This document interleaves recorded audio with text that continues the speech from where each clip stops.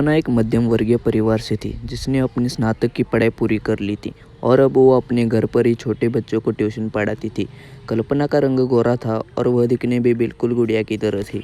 कल्पना के माता पिता उसकी शादी के लिए एक अच्छे लड़के की तलाश कर रहे थे। तभी कल्पना के मामा एक लड़के के बारे में बताते हैं। वह कहते हैं कि लड़का का नाम राहुल है, वह किसी कंपनी में मैनेजर के पद पर है और महीने के 70,000 कमाता है।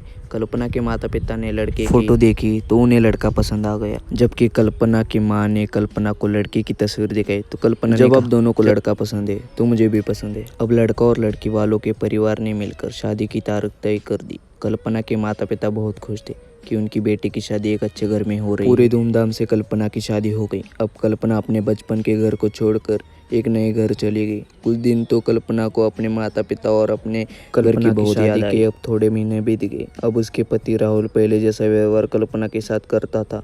कल्पना से वो चिड़ा सा रहता। राहुल अब न पहले जैसा कल्पना को प्यार करता और न ही उसकी बातों को मानता।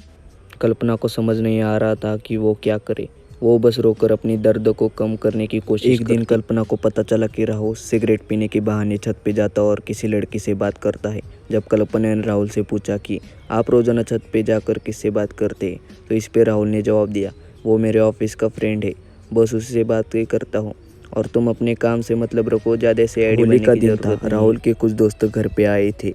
सभी ने घर पर पार्टी किया। उस दिन राहुल का एक दोस्त थोड़ा ज़्यादा ड्रिंक कर लिया था और उसने नशे में कल्पना के सामने जाकर कहा, भाभी आप इतनी प्यारी और मासूम हो, फिर भी राहुल भाई दिन भर उस घमंडी नेहा से बातें करते रहते हैं। लगता है कि आप राहुल भाई का सही से ख्याल नहीं। ये सुनकर कल्पना का शक अब हकीकत बन चुका था।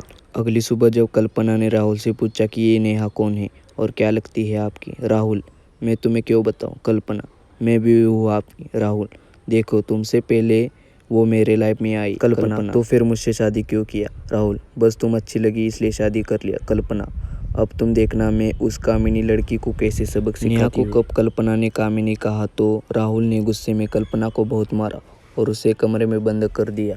कल्पना की सास को सब पता था, फिर भी वह अपने बेटे के सामने एक शब्द भी नहीं बोलती थी। शाम को जब राहुल आया तो उसने रूम का दरवाज़ा खोला। उस दिन कल्पना की तबीयत खराब हो गई, फिर भी उसी हालत में उसने खाना बनाया।